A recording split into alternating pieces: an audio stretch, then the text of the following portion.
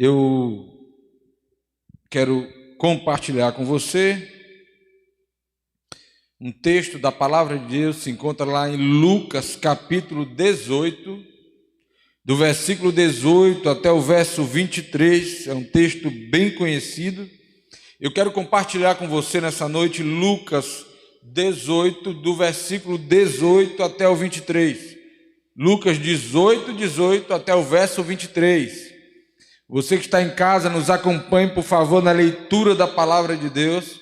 Os irmãos que estão aqui no auditório, estejam nos acompanhando também. Deixe o Espírito Santo de Deus ministrar o seu coração através da palavra. Lucas 18, verso 18, eu leio assim: certo homem de posição, isto é, um chefe judeu, perguntou-lhe: bom mestre, que farei para herdar a vida eterna? Respondeu-lhe Jesus: por que me chamas de bom? Ninguém é bom senão um, que é Deus. Sabes os mandamentos: não adulterarás, não matarás, não furtarás, não dirás falso testemunho, honra teu pai e tua mãe. Replicou ele: tudo isso tenho observado desde a minha juventude. Ouvindo, Jesus disse-lhe: uma coisa ainda te falta.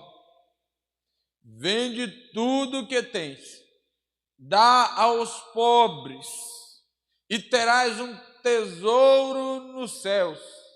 Depois vem e segue-me.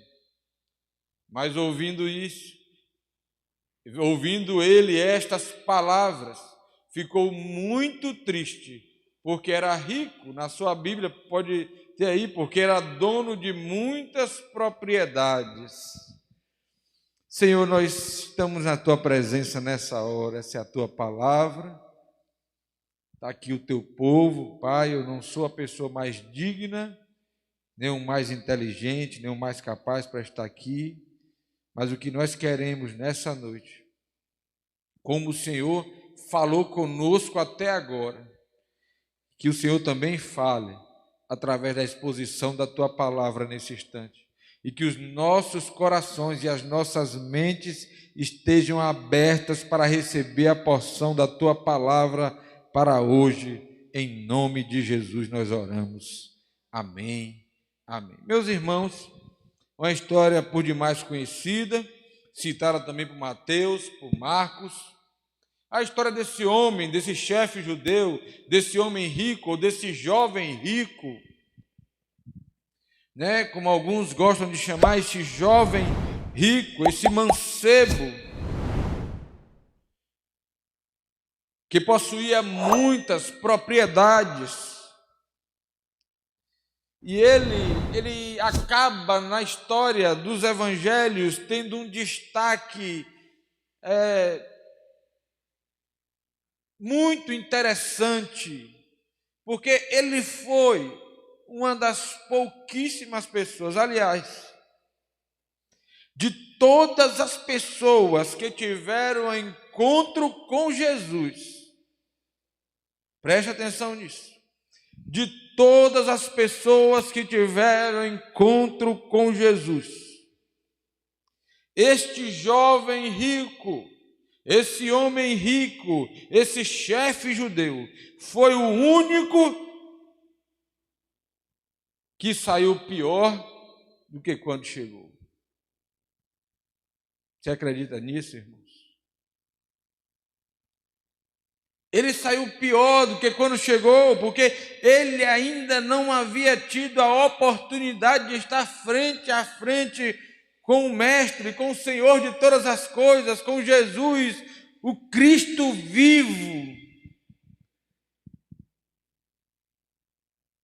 E aí, meus irmãos, sabe quando alguém faz a coisa certa?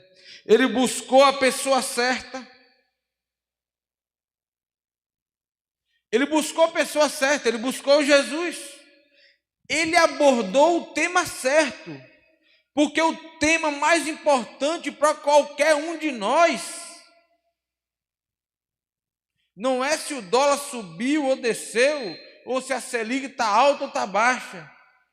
O tema mais importante para qualquer um de nós, o tema mais importante para quem não tem Jesus, é justamente a pergunta que o jovem rico faz a Jesus: que hei de fazer para herdar a vida eterna? Nada é mais importante do que isso, irmãos. A vida eterna e o céu com Jesus dá sentido à nossa vida, nos enche de esperança. É o céu de Deus que começa a viver dentro de nós quando nós recebemos o Espírito Santo de Deus, e Jesus diz: o reino de Deus está dentro de vocês. A pergunta mais importante que alguém poderia fazer a Jesus naqueles dias, aquele jovem fez. Porque às vezes Jesus realizou milagres e muitos não perguntaram. Não sei, irmãos. A Bíblia não me garante que todas as pessoas que receberam o milagre de Jesus, elas se converteram. A Bíblia não deixa isso claro. Mas de todos, talvez seja a pergunta mais urgente, mais sensata, mais necessária, talvez seja a preocupação humana mais necessária e urgente para a vida de qualquer pessoa. Ele encontrou a pessoa certa, ele faz a pergunta certa, ele recebe a resposta certa, irmão. Mas aí, quando Jesus perguntou a ele: você conhece os mandamentos? Ele: conhece. Guardo os mandamentos desde a minha infância, desde a minha meninice, desde a minha juventude. Sou uma pessoa correta, pago minhas contas, não desejo mal a ninguém, não bebo, não fumo, nada disso, tal. Aquele discurso que a gente já conhece e que um dia muitos de nós utilizamos tentando justificar ou tentando se auto-justificar muitas vezes.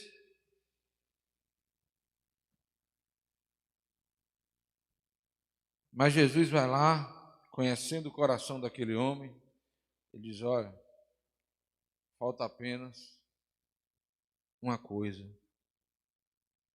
Vai lá, vende tudo que tens e reparte com os pobres. Quando você foi lá vender tudo, repartir com os pobres, você vem e segue-me.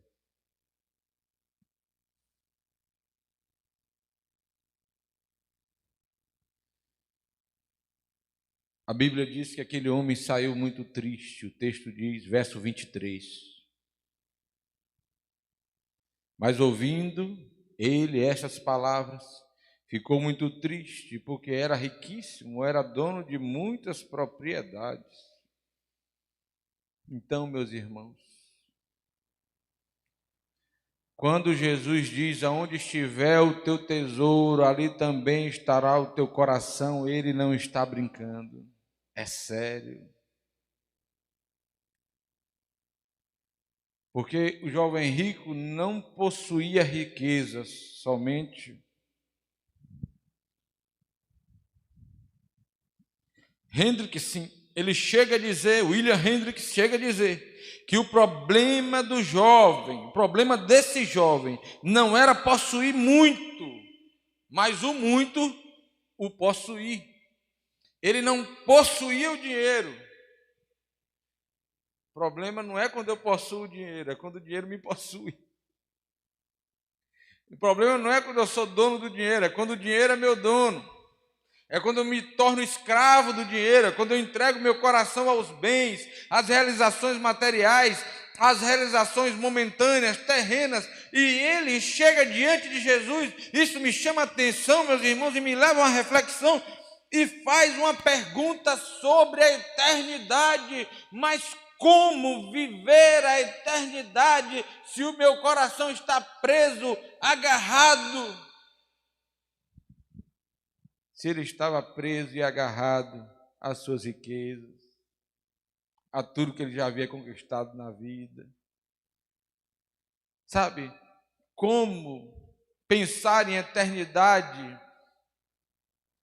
se Jesus não é o Senhor da minha vida, ainda que eu seja uma pessoa com a moral imaculada, ainda que eu seja uma pessoa, sabe, irrepreensível, ainda que eu seja alguém que observe os mandamentos, Jesus exige de nós: venda tudo, largue tudo, abandone tudo, entregue o seu coração completamente a mim. Depois você vem e segue-me. E esse homem, ele tem um conceito errado a respeito da salvação. Ele estava enganado.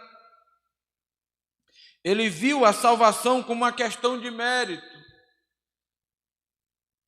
E agora vem um questionamento: será que ele foi perguntar a Jesus porque ele ansiava pela salvação? Ou ele foi fazer um teste? Ou ele foi sondar, conhecer a sabedoria de Jesus? Não sei, meus irmãos. Não posso julgar o coração daquele homem. Mas ele está achando que a salvação está ligada aos meus méritos, que eu posso conseguir pelos meus méritos, que eu vou entrar no céu porque eu sou bom, porque eu não peco, porque, sabe, eu sou uma pessoa que ajuda os pobres, eu vou entrar no céu, como se eu chegasse lá na porta do céu e alguém me perguntasse: por que você pode entrar no céu? Eu vou entrar no céu porque eu fiz isso e aquilo outro.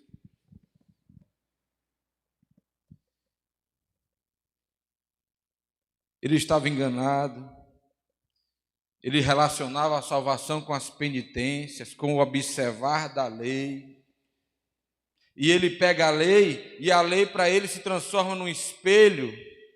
E qualquer pessoa sensata, quando olha para a lei, quando eu olho para a lei, quando eu olho para aquela relação de Gálatas, dos frutos da carne, quando eu vejo Paulo escrevendo aos Coríntios, quando eu vejo vários textos na Bíblia onde ele faz uma relação de pecados. Vamos lá em Gálatas capítulo 5, Nelson, verso 22, verso 23. É um texto muito conhecido. Verso 21, desculpe. É um texto muito conhecido. 21, não 20, pode voltar um pouquinho. Isso, volta para o 19 logo. A gente vai chegando lá.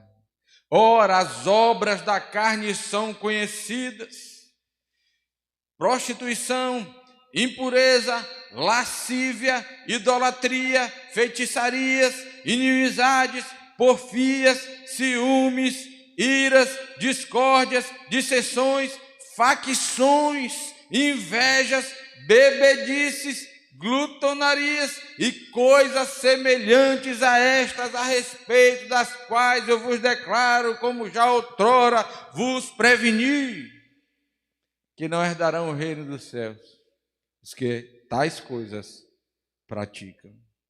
Mas eu quero fazer uma pergunta honesta a você, uma pergunta que eu faço para mim também.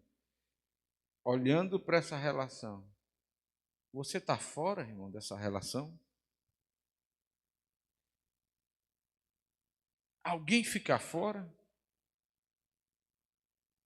Porque você sabe que essa relação é muito maior.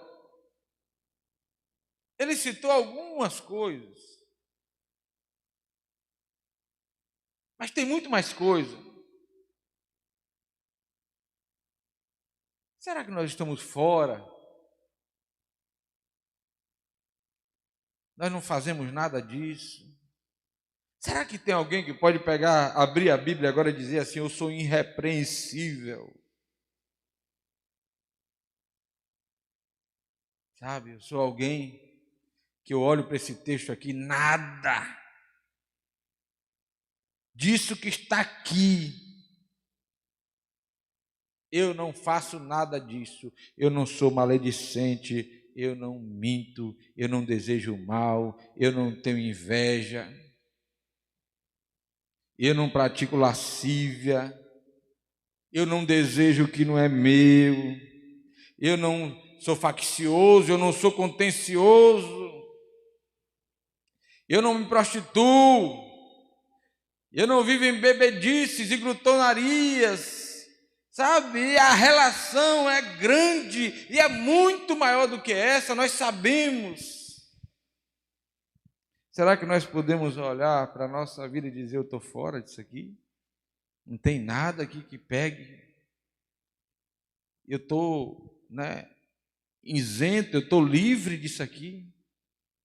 Irmãos, o sangue de Jesus nos purifica de todo o pecado.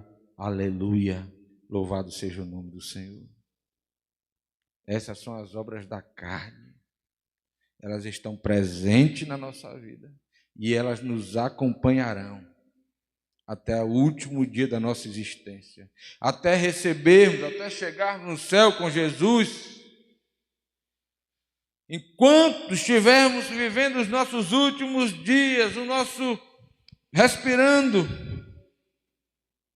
enquanto estivermos caminhando, pensando, essas obras nos acompanharão, porque nós somos humanos. E se você está aqui, ou se você está em casa, e olha assim e diz, não pastor, nada disso aí tem a ver comigo, você já pecou. Você já pecou porque eu já olhei e já me identifiquei. Porque essa lista é muito maior do que o que Paulo escreveu. Em Efésios capítulo 2, versículo de 1 a 6, vamos agora a Efésios, Paulo agora escrevendo à igreja de Éfeso, capítulo 2, no verso 6, olha o que a Bíblia nos diz,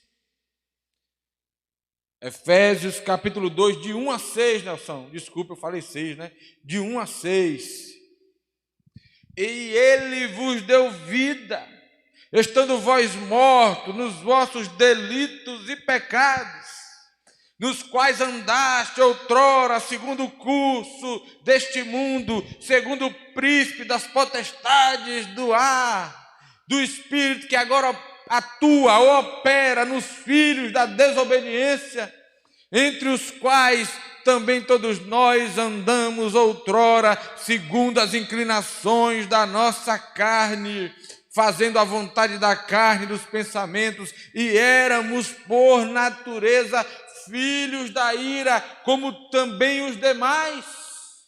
Mas Deus, sendo rico em misericórdia, olha o que o texto está dizendo, Deus, sendo rico em misericórdia, por causa do seu grande amor, com que nos amou, estando nós mortos em nossos delitos, nos deu vida juntamente com Cristo, pela graça sois salvos.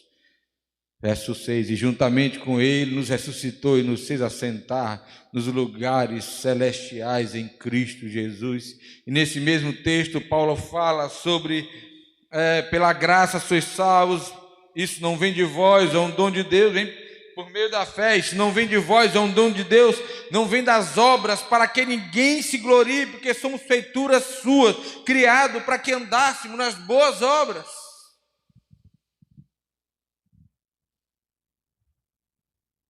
Então, meu irmão,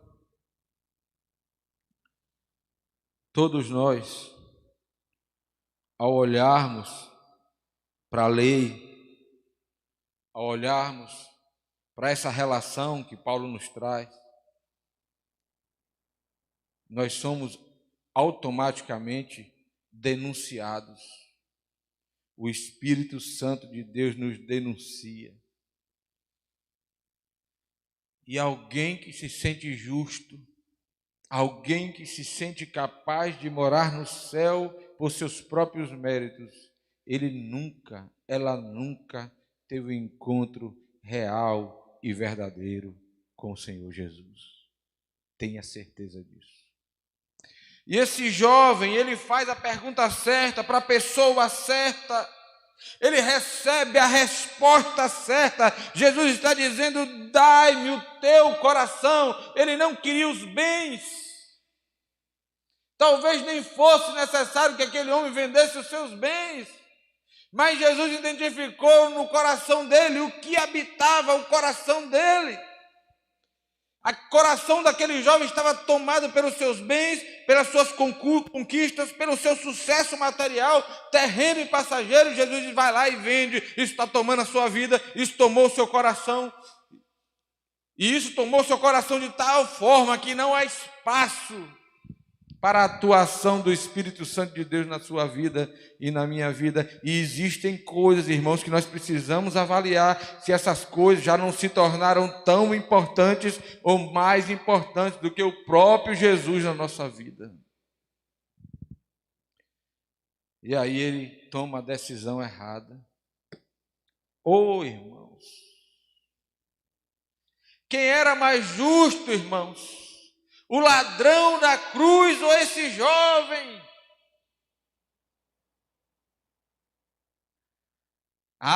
Mas no nosso olhar humano, moral, o ladrão talvez nunca fosse membro dessa igreja.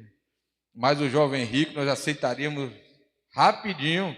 Ele era um homem de moral, um homem cheio de, ajudava os pobres, era um homem que observava os mandamentos, era um homem irrepreensível, era um homem digno, era um homem direito, era um homem honesto. Quem não aceitaria? Pois é, mas Jesus salvou o ladrão. E aí? Quem era mais justo? Nenhum dos dois. Todos pecaram e destituídos estão da glória de Deus. O problema é que o ladrão tomou a decisão certa. E o jovem rico, apesar de ser irrepreensível aos seus olhos, tomou a decisão errada. Meus irmãos, é curioso esse texto. Sabe como esse texto mexe comigo? Alguém que teve um encontro com Jesus cara a cara, alguém que teve uma oportunidade, talvez a sua única oportunidade na vida. Segunda coisa, ele estava enganado a respeito de si mesmo, ele estava enganado a respeito da salvação. Era uma questão de mérito, era uma questão de penitência, era uma questão de ser alguém irrepreensível. Ele estava enganado a respeito de si mesmo. Não tinha consciência do quão ele era pecador. Ele pensava que guardava a lei, mas esqueceu os dois principais mandamentos. E você pode lembrar comigo quais são os dois principais mandamentos? Você que está em casa também pode lembrar comigo o que é que Jesus disse quando foi interrogado sobre os dois principais mandamentos? Amarás o Senhor teu Deus sobre todas as coisas. Está vendo? E a quem? E ao próximo, como a ti mesmo.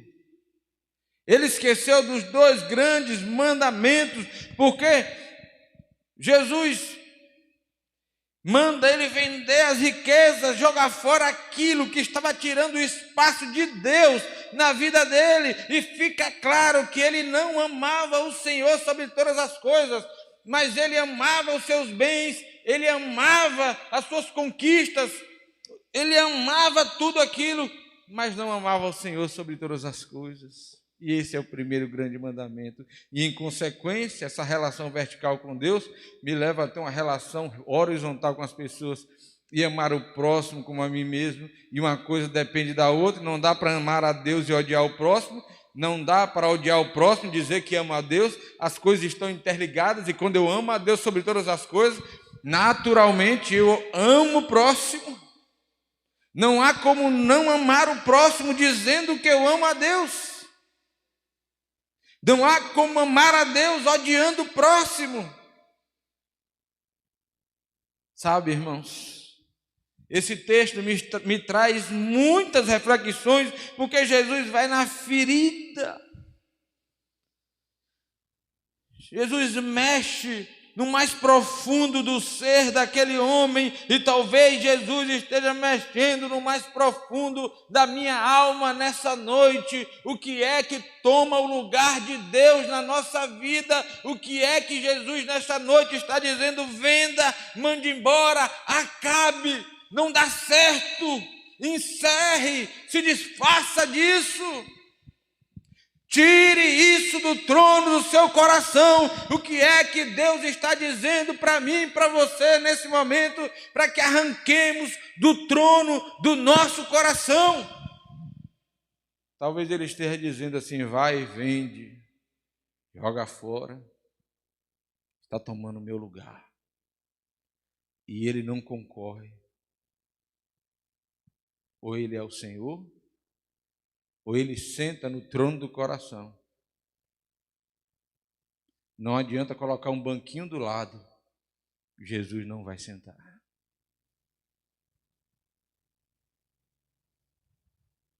Sabe, irmãos, terceira coisa, ele estava enganado a respeito de Jesus.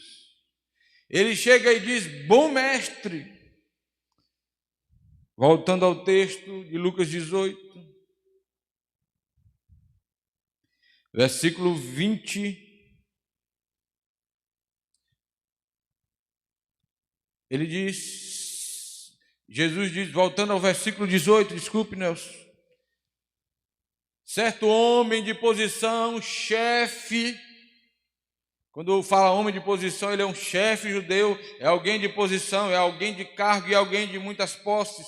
Certo homem de posição, um homem nobre que sentava na mesa dos mais ricos e dos mais abastados, um homem reconhecidamente bem-sucedido na vida. Certo homem de posição significa isso, alguém que materialmente venceu na vida. Perguntou o bom mestre: que farei para herdar a vida eterna? Ele estava enganado a respeito de Jesus. Sabe, ele chamou Jesus de bom mestre. E às vezes, irmãos, eu fico pensando que nós reconhecemos até que Jesus é bom. Reconhecemos até que Jesus é mestre.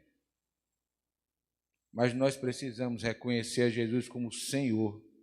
Aliás, nós até reconhecemos Jesus como Salvador da nossa vida, mas nós precisamos reconhecer a Jesus como Senhor da nossa vida. Antes de ser Salvador da nossa vida, Jesus é Senhor da nossa vida.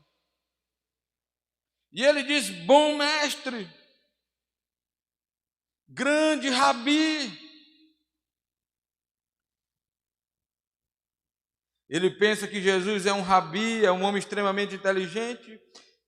Jesus queria que o jovem, meus irmãos, revisse os seus pecados antes de fazer a sua penitência. É aquela expressão que as pessoas usam muito: primeiro a obrigação, depois a devoção. Primeiro o compromisso, a renúncia, o arrependimento, depois a adoração. E em Marcos, capítulo 10, verso 17, já estou encerrando, viu, irmãos? Marcos, capítulo 10, verso 17. E pondo-se Jesus a caminho, correu um homem ao seu encontro e, ajoelhando-se, perguntou-lhe: bom mestre, que farei para herdar a vida eterna? Olha como Marcos narra a mesma história. Sabe, já acrescentando um momento onde ele se ajoelha, um momento de humilhação, um homem de posição a chegar a se ajoelhar. Outra coisa, o judeu normalmente não corria. Quem corria eram os. Correr não era para alguém de posição. Irmãos que gostam de praticar atividade física, naquela época, viu, irmão educador, professor de educação física, correr não era bem visto. Eles caminhavam. E hoje é dia do professor de educação física, né? Parabéns, meu irmão Leone. Então, eles caminhavam, quem corria eram os escravos, e aquele homem correu, e aquele homem se ajoelhou, e para um judeu de posição, se ajoelhar diante de alguém, é algo muito sério, irmãos. Mas ainda assim, obediência quero, e não sacrifício. Ele fez tudo isso. Ele encontrou Jesus, ele correu até Jesus, ele se ajoelhou diante de Jesus, ele fez a pergunta certa a Jesus, mas tomou a decisão errada. Sabe, irmãos, esse texto me leva a refletir sobre a minha própria vida, porque o meu discurso tão somente não me leva para o céu. O que eu digo de boca para fora, muitas vezes para impressionar as pessoas, não engana a Deus. E o que eu faço de bom, sabe, aquela vontade que eu tenho de ajudar, isso é bom, é maravilhoso, é importante, mas não é isso que me faz um cidadão dos céus. O que me faz um cidadão dos céus é quando eu arranco tudo da minha vida, é quando eu tiro aquelas coisas, coloco para o lado aquilo que era tão importante para mim, deixa de ser importante. Aquilo que dominava a minha vida, deixa de me dominar. Aquilo que eu dava tudo para ser e para ter, agora o mais importante para mim é Cristo, e eu vivo em Cristo, e o meu coração está em Cristo, e a minha alegria está em Cristo, e a minha esperança está em Cristo. Aleluia, irmãos.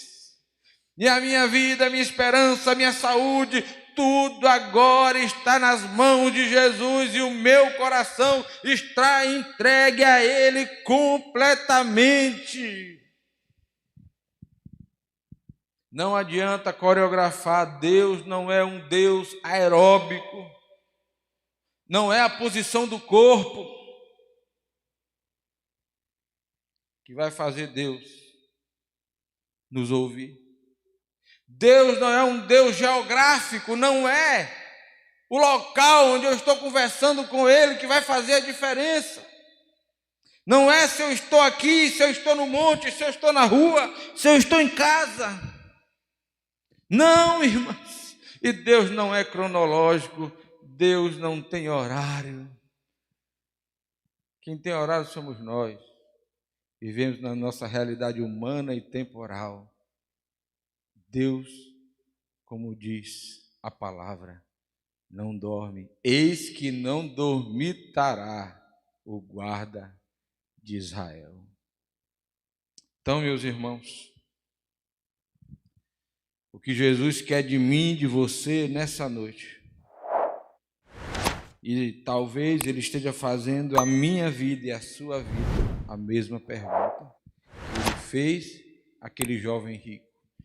Em Provérbios, capítulo 4, verso 23, para a gente encerrar, Provérbios, capítulo 4, verso 23. Sobre tudo que se deve guardar, guarda o coração, porque dele procede as fontes da vida. E o trono de Jesus deve estar em meu coração, e ele deve sentar no trono da minha vida. Em Lucas 12, 34. Lucas 12, 34. Porque onde está o vosso tesouro, aí estará. Vamos ficar de pé, irmãos. Você pode ler junto comigo esse texto. Essa palavra é para a minha vida primeiro. Vamos ler todos juntos? Porque onde está o vosso tesouro, aí estará também o vosso coração. Sabe, irmãos, que o Espírito Santo de Deus esteja ministrando ao seu coração e ao meu coração nessa noite. O que é que nós precisamos jogar fora? O que é que nós precisamos arrancar do nosso coração? Será que existem outros altares estranhos no nosso coração? Só existe um trono, um banco do motorista na minha vida. Ou eu sento, ou Jesus senta. Ou eu conduzo a minha vida, ou Jesus conduz. Ou eu confio na minha força, na minha integridade, na minha moral, ou eu confio em Jesus. Onde estiver o teu tesouro, ali também estará o nosso coração.